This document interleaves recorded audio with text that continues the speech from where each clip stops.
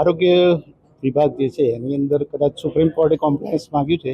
એના ઉપલક્ષમાં medical services, medical education અને public health ત્રણેયના additional director જે છે એના સહીથી એક પરિપત્ર આવ્યો છે કે તમારી જેટલી બી પબ્લિક હેલ્થ ઇન્સ્ટિટ્યૂટ છે એની અંદર શ્વાનની સંખ્યા કેટલી છે એ ગણતરી કરીને 3 તારીખ સુધી અમારે આપવાની છે. આમાં કેવું છે કે 55 આપણા મેડિકલ ઓફિસર છે પીએચસીની અંદર, 12 સીએચસી છે, 5 એસડીએચ છે, 1 ડીએચ છે અને 1 મેડિકલ કોલેજ છે. એટલે બધાને અલગ અલગ કીધું છે કે ભાઈ તમે સંયુક્ત પત્ર છે એટલે અમારે ગણતરી કરીને એ લોકોને 3 તારીખ સુધી મોકલવાના છે. ના, એવા કોઈ આંકડા નથી અત્યારે તો.